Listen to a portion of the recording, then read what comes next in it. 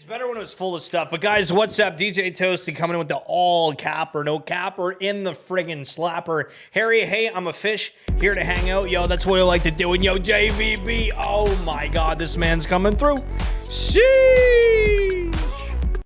Our baby is 1 month old now. Okay, dude, listen, this guy's just all about the love making. Hey, JVB's all about the love making. My man, appreciate you. Thank you so much for 10 months and hanging out this entire time. Holy shit, what a journey, bro. Jaron, yo, LaMelo.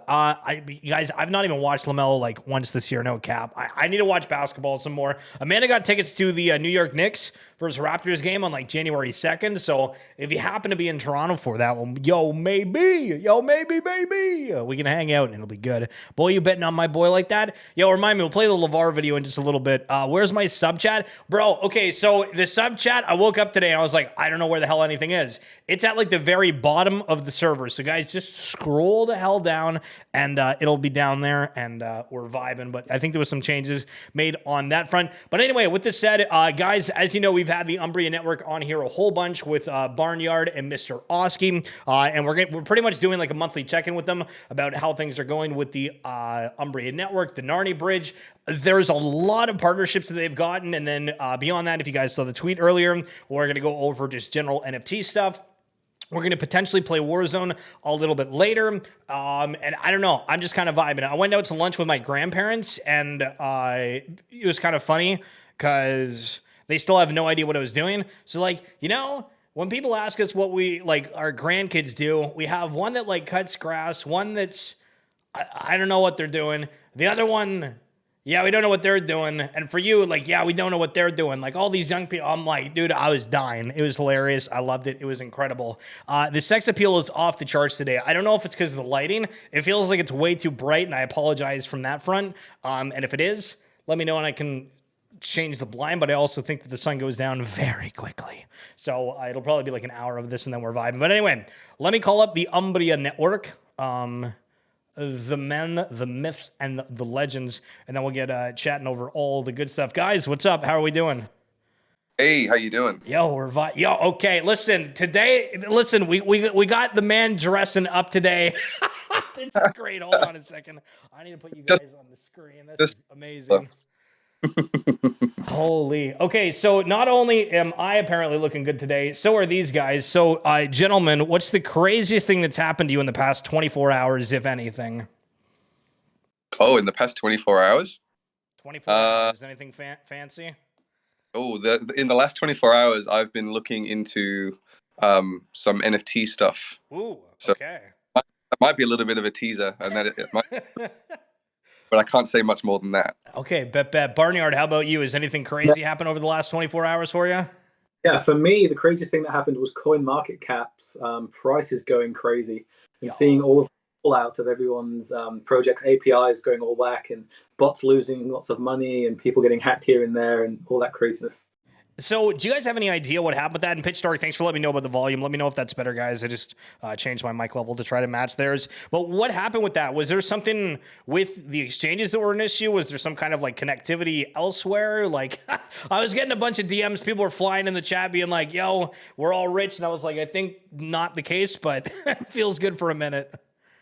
Yeah, I have no idea what happened there. There have been a few rumors on Reddit and things like that saying that it might have been a hack, but the most likely situation was, a new guy, an intern coming in, pushing a piece of code that wasn't working quite right and making the system go a bit haywire for a couple of hours. Is it weird that like almost every one of like the charts kind of went nuts? Because apparently somebody said that it was maybe CoinGecko that was fine, but almost everything else was completely skewed. Yeah, it seemed to be CoinMarketCap themselves. I'm not sure who else was affected, but there was a lot of people, because a lot of people use CoinMarketCap's feed data to then make their own programs and use that on their own website. So definitely a lot of websites were affected. Gotcha. Okay, awesome. So let's talk about Umbria. It feels like we do kind of like a monthly check-in at this point, and it's super exciting because, again, we were following you guys way back when. What's kind of new with Umbria? Because I know that just for everyone's knowledge here, bring it up on screen, connecting MetaMask to Binance Smart Chain and other networks made easy with Umbria's Connect portal. So I guess this Connect portal is the new thing. Tell me a little bit about it. Yeah, I can take that one. So basically, the Umbria Connect portal is a way that you can connect your MetaMask wallet to any chain at all. So be it Ethereum or Binance Smart Chain or any strange kind of niche chain that might be out there. In the old days, before we created this Connect page, you'd have to go into your MetaMask settings. You'd have to type in all this information about like which node your wallet should connect to and like the chain ID and just lots of different stuff that you might not necessarily know. So what we did was we created this page where someone can send you a link, which is Umbria.network/connect/Polygon, and then you would go to that link and it would automatically fire up your MetaMask and get you onto that chain.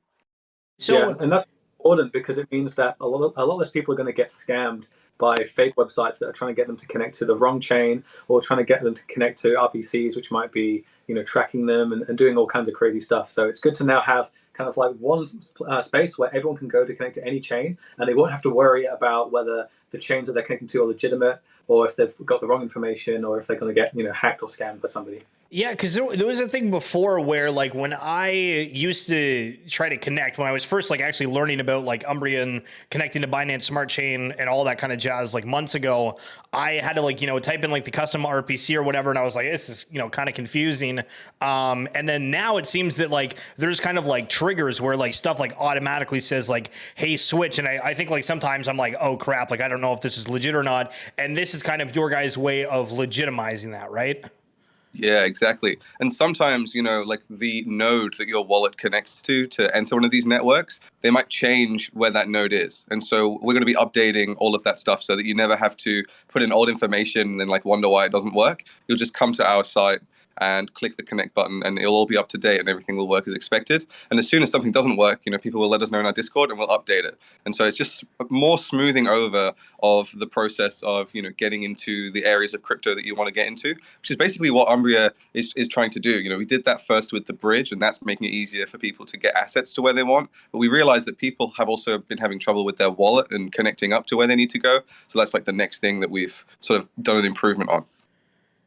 And for interoperability, I think that that's kind of like the key word that we're going to keep seeing here as, we've had the discussion here where I've asked like, hey, is it going to be Ethereum? Is it going to be Solana? Like what's kind of going to be the future blockchain? And I would argue that the answer is a little bit of everything for different reasons. And you guys are kind of solving that problem with this. But I mean, how have you guys seen kind of the progression for Binance Smart Chain from the last time we talked about a month ago? Because they still like personally, I'm like, I see Binance Smart Chain. I'm like, I don't want to touch it. Do you see that ecosystem still kind of growing? Is there still kind of any hesitancy with it? What's your kind of just general take on it?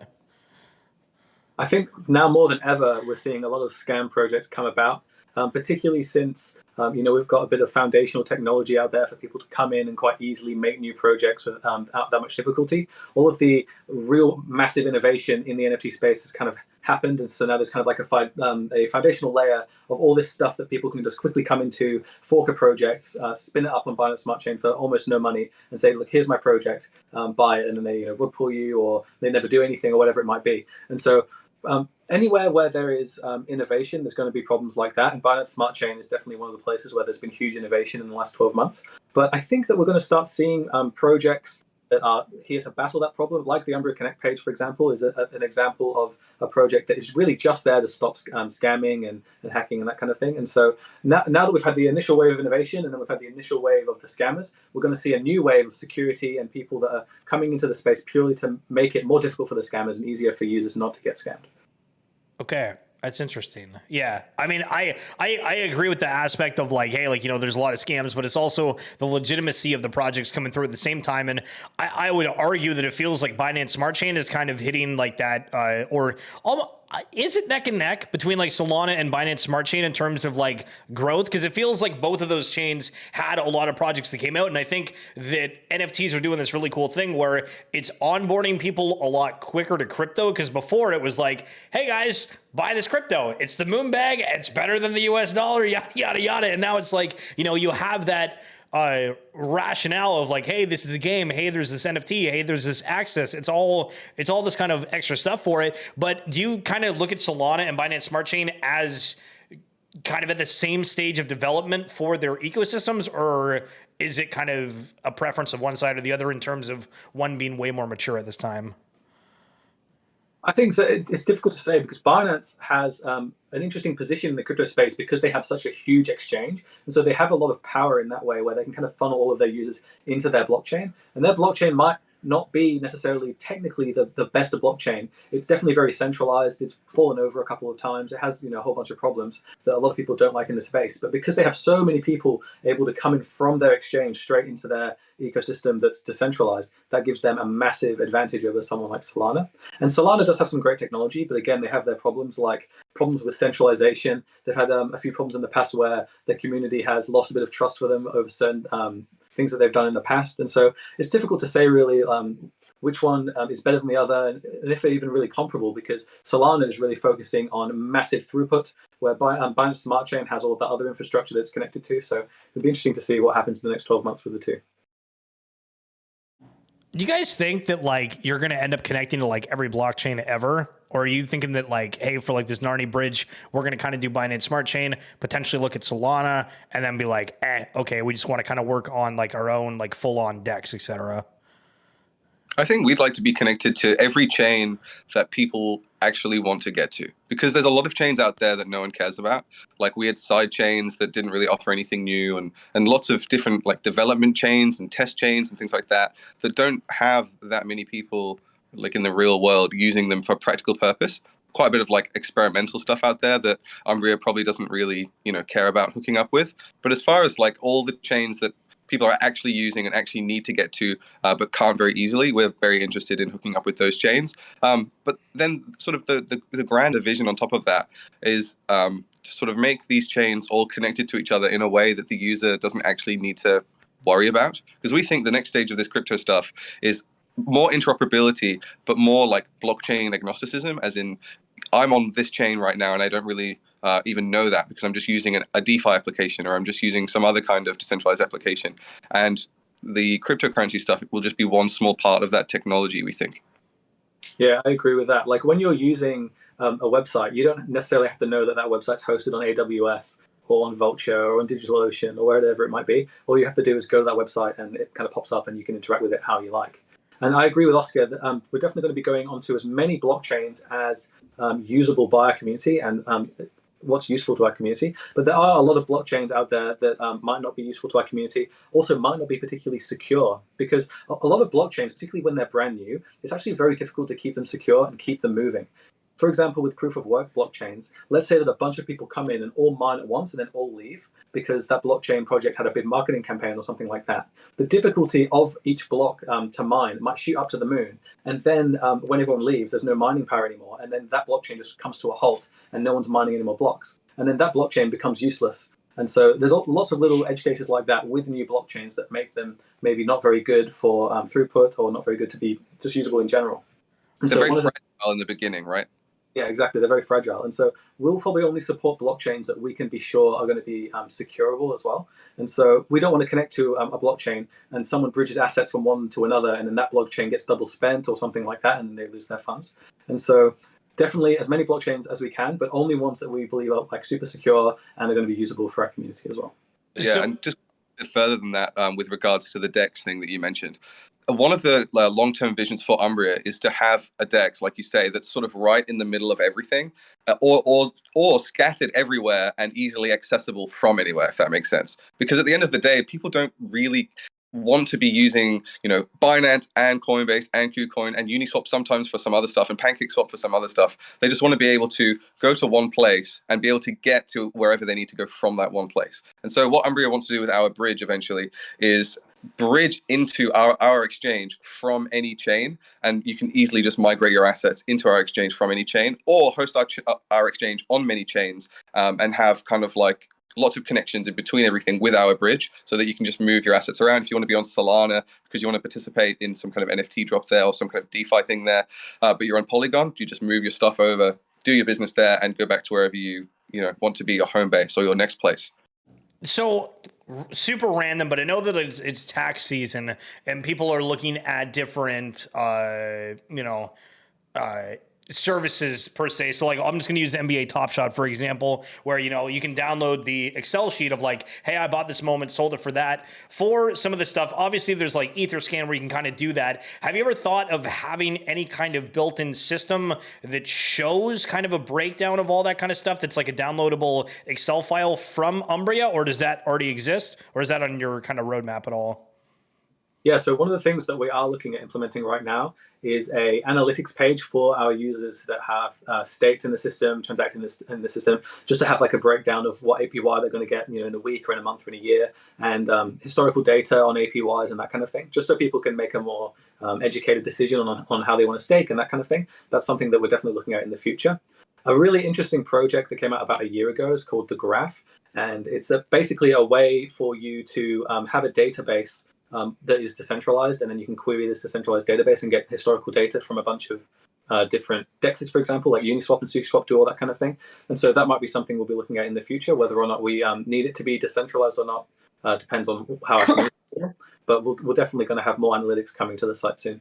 And so when we're talking about NBA Top Shot, like it's on flow, and it feels that, they have like the balders drop and they seem to be getting more and more traffic to it. Have you guys thought of like bridging to there? Is that even possible? I mean, I haven't really looked at flow outside of NBA Top Shot, especially because it's not been really available in North America for such a long time. But now it feels like it's really picking up steam, and the fact that it doesn't have those like gas transactions where everybody on ETH right now, we're all like tearing our hair out about it. Is flow anything that you guys think that you're going to get involved with? I don't know a great deal about flow, but if the community like need to get their assets from somewhere to flow, and they can say, look, here are all these people that want to do that, then we would definitely consider implementing that and looking into that. And we have been proposed quite a lot of different chains like Wax, like Ronin is another one that's kind of random and a bit out there. And so we're kind of compiling this list of priorities for which chains we're going to be adding like across time. And so we're going to be doing Binance Smart Chain next, but after that, we're probably going to be doing either Phantom, Avalanche, or Solana. Haven't quite decided yet. But the vision is to just get as many chains as people want to use on our bridging service. And so if a new one pops up that people like want to use all of a sudden, then we would love to implement that and look into that for sure. Yeah, it's all to do with what the community wants at the end of the day, because the more the system gets used, the better it is for us and the community. And so the best way for us, we think, for implementing these new blockchains into the bridge is just rank ordering them on how popular it would be to put them into the bridge, and then just going down the list. So you said Solana, Avalanche, and what's the other one? Because I want to run a poll right now, because I think Solana would win by an absolute landslide, at least within our kind of thing. So what were the three you said a second ago? Yep, Solana, Avalanche, and Phantom. Phantom. Yeah. See, every time I hear Phantom, I think of the Solana wallet, though. Yeah, I don't know what's like the most popular wallet for that one. All right, guys, so here's a poll up in the chat. I'm just curious, if they were going to do a bridge to a different blockchain, would you end up using it for any of the ones? And so obviously, if you're a Solana user, an Avalanche user, or a Phantom one, feel free to vote up. Would be super intrigued. And the first vote coming in is actually for Avalanche, but now tied up with Solana. And we'll kind of keep following that. And I mean, so I've not really paid attention too much for kind of the bridge here. And I'm just bringing it up on my screen. Guys, look, I'm in the middle of this. Is exciting. But like, because you guys have the APY where like if you have the Umbria token, you actually get extra stuff with it. And so for my Umbria here, hold on, sorry, what's the there we go. So I've made like 3.2 Umbria so far.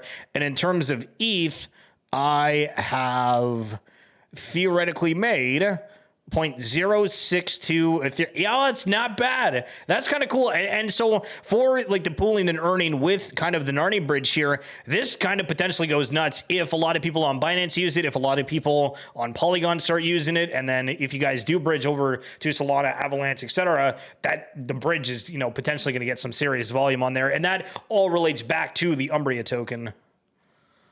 Yeah, the beautiful thing is that we've only reached about maybe 10% of the volume that the Polygon bridge has right now. And so there's still such huge room for growth, even just between Ethereum and Polygon. And once we move over to Binance Smart Chain and Solana and some of these other blockchains that have a lot of very small transactions going through them all the time, particularly like Solana, we think that it's just going to absolutely go crazy in terms of volume. We'll probably see 10 times the volume, 50 times the volume even on some of these other blockchains.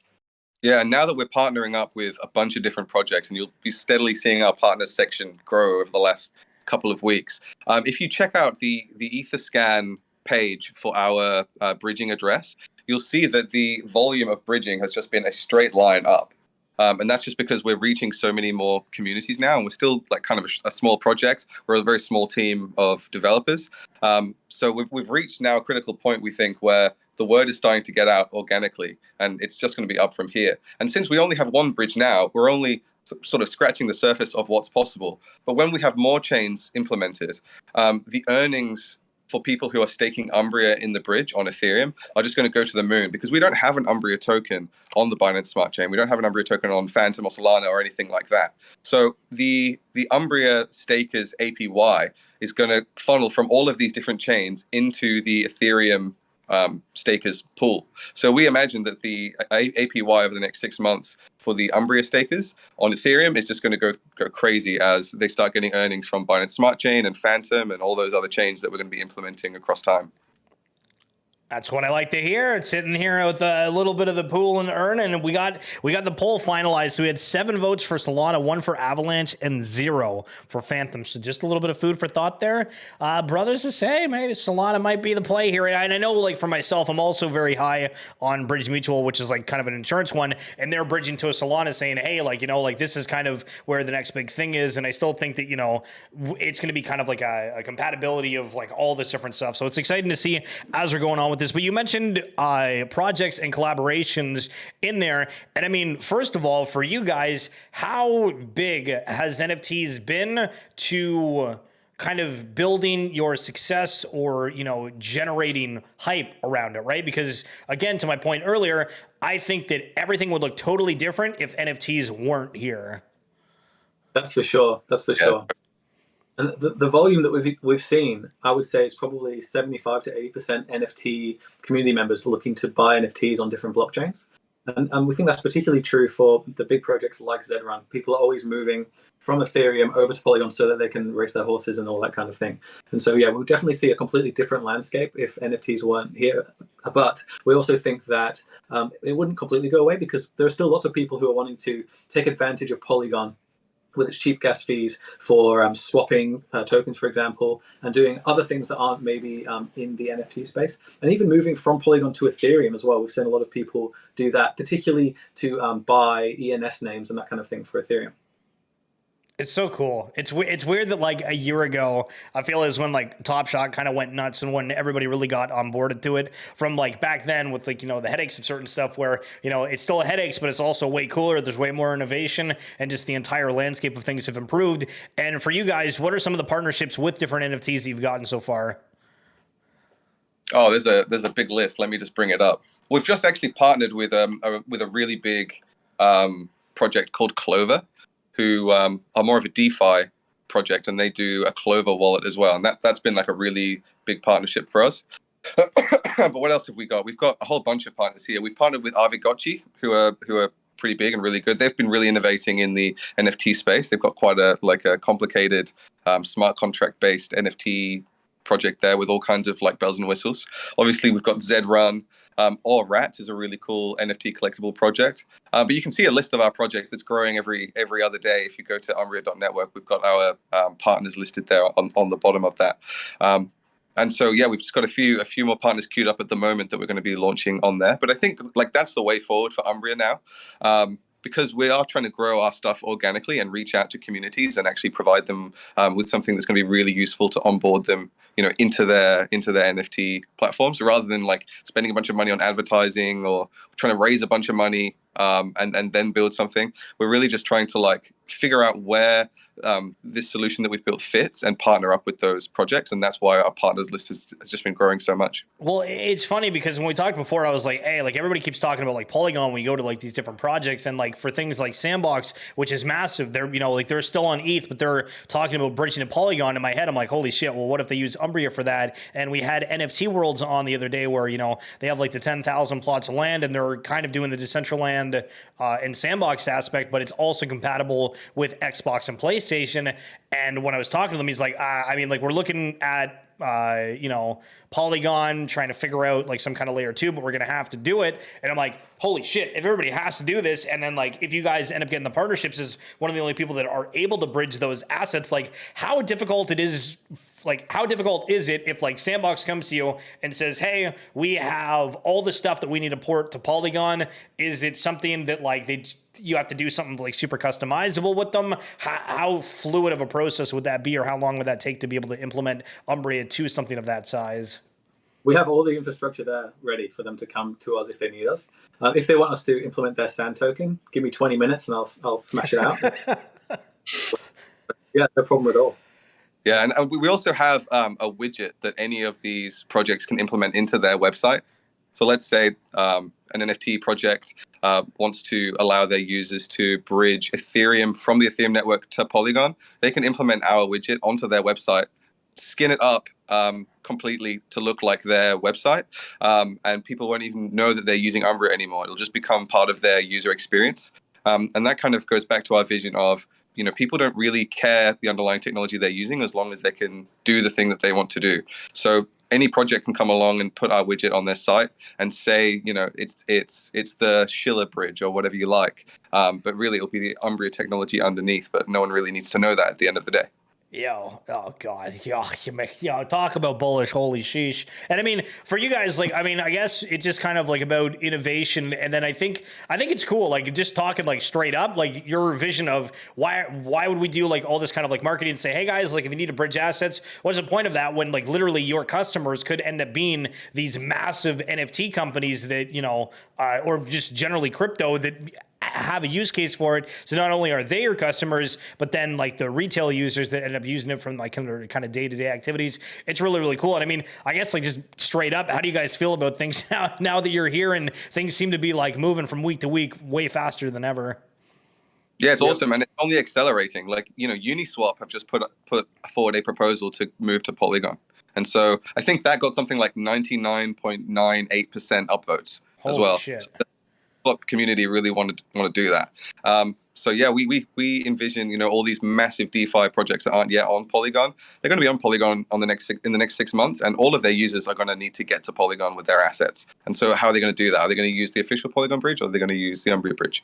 So yeah, we think that our volume is just going to keep going to the moon over the next 6 months to 12 months, and then as we add more and more chains, it's going to be even bolstered even more and more and more. And I think like probably the main thing we have to worry about is just not moving too fast and like staying secure as we have so far, and just doing our best to open the floodgates enough that we can handle.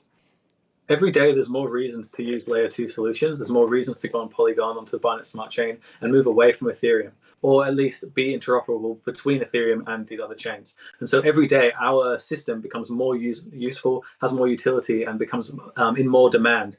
And so yeah, we're very excited about the next 2 or so years, because really layer 2 chains have only been around for a couple of years, and they've only been popular for maybe 12 months at most. And so we're really in the beginning of this next layer of cryptocurrency, and so we're really not seeing the utility on the bridge at its maximum level or even close to it. And I think that there's a very good chance that cryptocurrencies like Polygon will overtake Ethereum in market cap as their utility becomes more obvious.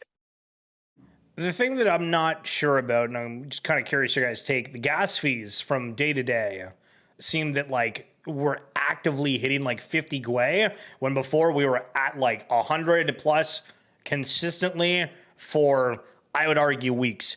What's going on? Like, is it that there's some kind of like Ethereum development upgrade or something that's going on that's affecting this? Is it people just aren't using things on ETH, or people kind of just feeling kind of bearish? Like, what's your general take on the fact that we're seeing gwei be so low on something that's been high for, such a substantial amount of time in crypto time? Yeah, well, go ahead, buddy. All right, I'll go ahead. Well, you definitely see the gas price go up and down all the time, and like the gas price right now is 108, and so I would say that's pretty typical. For the last few months, we have seen a lot higher than that, up to like 500 and 1,000 if certain NFT drops have come out. And like you say, we have seen a couple of days of like really nice low gas prices. But I think that's just, the fluctuation of interest and the fluctuation of the price of Ethereum, what people are using it for. It's like a multivariate equation. And people are starting to look at things like Polygon and Solana and Avalanche more closely. And the NFT space is definitely moving away from Ethereum, I would say. So there's probably just a lot fewer transactions going through Ethereum now compared to maybe a couple of months ago. Yeah, I would just add as well that We might be seeing lower gas prices at some points, but I would say that the volatility of the gas price from day to day has gone up, and that seems to kind of be loosely pinned to the volatility of the price as well of Ethereum. And as the gas price goes up, it seems that the price of Ethereum also follows and goes up, and vice versa as well. So that's just something interesting to look out for as well. So last time that we had you guys on here, kind of like the big news was, hey, like we're bridging with the Binance Smart Chain, and it feels like that's kind of happened. So one, is that official? You guys now have the bridge to Binance Smart Chain, and then two, is there any kind of like big things that are coming up for you guys besides that? Yeah, so we have all the technology finished and tested for Binance Smart Chain. The change actually to put it on and live is quite a big change. So we're just making sure that everything is perfect before we release it, because we don't want anything unexpected to happen. We don't expect it will, but we're just being doubly sure now that the project is quite big. There's quite a lot of assets locked, and we're always going to put security at the front of this operation. So that should be released very soon now. And then after that, it's moving on to these other chains and then seeing where to go from there. Oski, how do you feel? It's weird. I feel like we talked like way back in the day, and now we're here, and it's a completely different shift, I think, where people right now, I feel, are feeling kind of bearish about stuff, but it feels that every couple of weeks we have kind of like this burnout thing, specifically from people that are hardcore into NFTs, 24/7.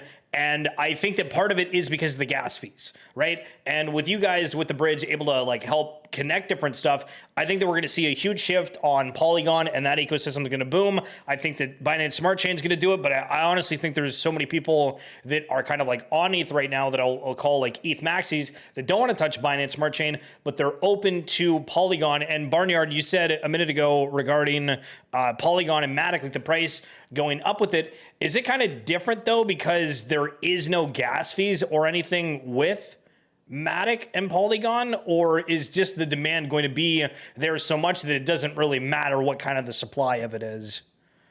It's interesting that you say that, because we've had a really significant spike in gas prices in Matic recently.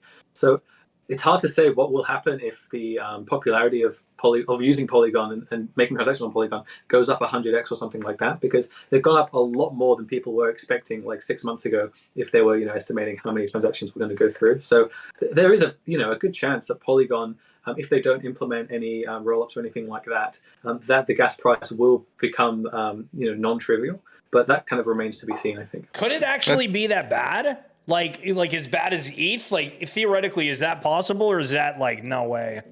Well, it depends. If there's a program that requires you to do lots of small transactions all the time, let's say that you had a game on Polygon where every single tick of the game is a transaction on the blockchain, then that could be very expensive, even if these transactions are very cheap. Because the architecture of Polygon is that you should be able to do lots of cheap transactions, and so it kind of opens the floodgates to new technology that wasn't feasible with 15-second blocks that cost $20 on Ethereum.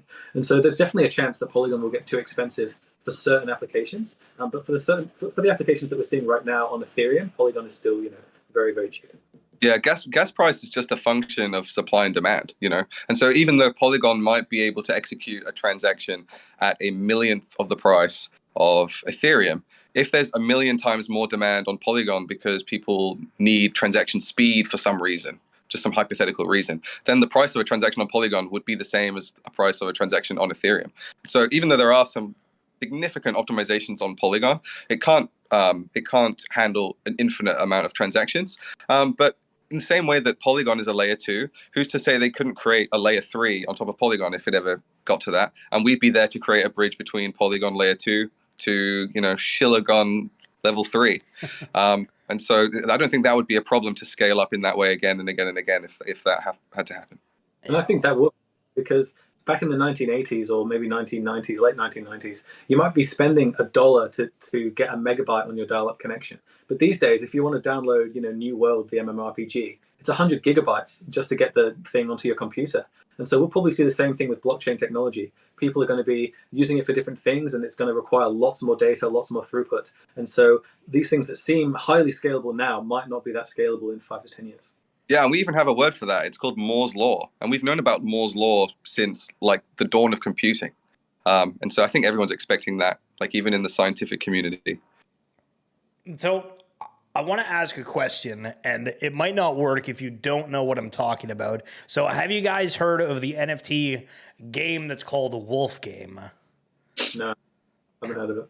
I might have heard of that actually. Yeah. So Yeah. basically, it's like a protocol or whatever where you have like these NFTs and it's like a sheep and a wolf, and over time they accrue this wool token, and then for the supply of the different NFTs, there's caps. So let's say you accumulate 10,000 wool. You're able to spend that 10,000 wool token to buy a sheep NFT from just owning it originally. Right? So it's just kind of like an overtime, you get that sheep. And then when you buy that sheep, there is like a 10% chance that somebody who owns a wolf is going to take your sheep when it happens. So it's a bit of a risk game.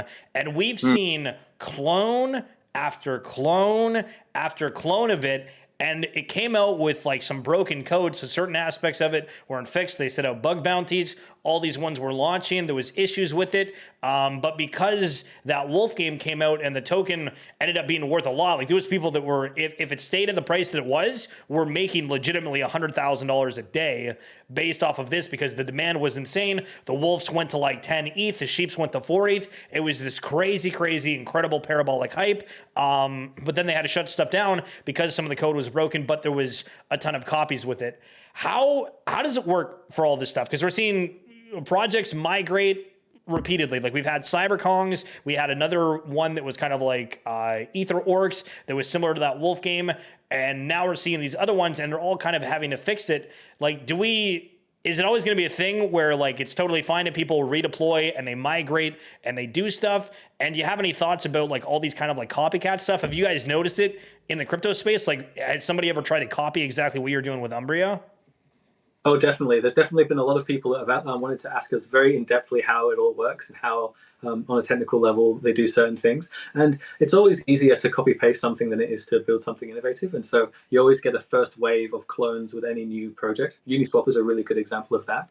And again, but it's very similar in architecture to kind of like the traditional Ponzi architecture. I don't want to call them a Ponzi scheme, but the idea of people were using that for that. Yeah. Getting a wolf and then being able to take people's sheep and kind of accumulating the lion's share at the beginning, and then that always generates, and then all the people that are new to the system kind of not getting any of that stuff coming back to them. It's kind of like a Pareto architecture where the people at the beginning get everything, and then everyone else who comes in later gets nothing. So I guess everyone was trying to scramble to get something at the beginning, and then kind of passively accumulate. And so, yeah, it's a very interesting architecture, and it's something that you see in a lot of different spaces, not just in the cryptocurrency world. But it's very easy to fork something, to copy and paste something and push it out into the world. But you don't often see projects that come who are the fifth or sixth project of that type do very well. It's normally the first person to build it or the second person to build it who then also puts a new spin on it. A perfect example of that is Uniswap and SushiSwap. Uniswap built something that was brand new. Everyone thought it was amazing. They became worth multiple billions of dollars. And then SushiSwap came along and did the exact same thing, and then added something even better on it, extra, and then managed to accumulate billions of dollars that way as well. Yeah. Yeah, I think that's right. And I think the second mover advantage is outweighed by sort of the legacy of the first mover, the validity of the first mover. Because even though as a second mover on some kind of project, you do have the advantage of not having to deal with all like the technical issues of something.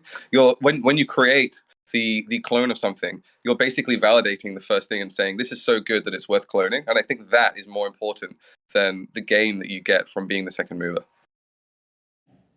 It's spicy. It's so weird because I as kind of like an NFT collector and like specifically only being in that community, everyone, as soon as that success for that wolf game happened, everyone looked at every single clone and almost every single one of them had issues and people were flaming them and doing that kind of stuff. So I guess my question is, how long does it take to create something? Like if we see, the thing like Wolf Game and somebody comes out with one, 2 days later, is there any possibility that there is a chance that they were able to write that from scratch in that time, noticing, hey, like this is kind of something that could go big, let's create it? Like how fast does it take to develop something? And I mean, obviously it depends on complexity, I get that, but just out of curiosity. definitely depends how good you are as a developer, and it also depends on how standardized the thing you're trying to create is. So when NFTs came out and when all these different NFT platforms started to develop their NFT platforms, that would have been quite a difficult thing to do. It would have been quite difficult to find, ways to solve your errors, the standard ways to do all this kind of stuff. But now you have these web pages where you can just type in what you want your NFTs to be called, upload an image, and click go, and it does it all for you. So I definitely think like the second and third mover advantage is difficult to gain compared to the 1,000th mover advantage. I think that's true for sure. But with smart contracts, particularly, almost all of the time, these contracts are published on Etherscan or PolygonScan to verify the contract code. Because when you push a smart contract's code to the blockchain, it converts it from humanly readable code into something called bytecode, which is basically just characters from 0 to F. And it's all jumbled up and you can't really understand what's going on. And so to verify the code, developers will push the original source code, and then Etherscan will check it with the bytecode to make sure it's correct. And that means that any developer can look at any project they want that's decentralized, go to Etherscan or PolygonScan, look at the actual source code that the person wrote in the beginning, pull that off, redeploy it from their address, and then they have the entire project there done, basically. So if you're looking at something like Wolfgame and you're a savvy developer that knows how to write smart contracts, you could probably deploy something like that over a weekend if you knew what you were doing. Yeah, I think that's right. Okay, so I want to wrap things up, but I want to kind of leave it with a spicier note, if you will, so I can give you a minute to think about this. But I'm curious if either of you are able to give a hot take, whether it be for NFTs, crypto, the future, anything that's happened in the past that's going to potentially come back around. Do you guys have any hot takes, do you think, for any of those topics? Sure. Yes. You go first. Me, every time I sell something, I regret it in 6 months. That's a pretty good I totally agree with that. Yo, that was a banger. Yeah, I don't know if I can match that one. That's pretty good. Hodl until you die. And, if you want, Schiller, we can get matching tattoos that say hodl till you die, and I'll do that with you. Yo, what kind of content that would be? Holy hell, that's awesome. Guys, listen, I made a tweet a little bit earlier if you wanted to go follow both these guys on Twitter. Otherwise, the Twitter is there down in the chat, the Umbria.network. I love having them back on, and again, we've been covering them for a long time, and it's because I think this is going to be big. We like being early on different stuff. We were lucky to be early on Top Shot. We were lucky to be early on BAYC, and I think that Umbria is definitely something that you guys should be keeping an eye on. And guys, thank you so much for coming on. It's a pleasure to always chat with you, and we'll do it again sometime super soon. Thanks for having us again. Always a pleasure. Thank you. Hell yeah. All right. Enjoy your day. Peace. Yo, listen, every time they come on, it's a free flow. And apparently now we're getting tattoos. Hunar, I don't know. You go to emo night, and I feel like we got to get you tatted up a little bit more. So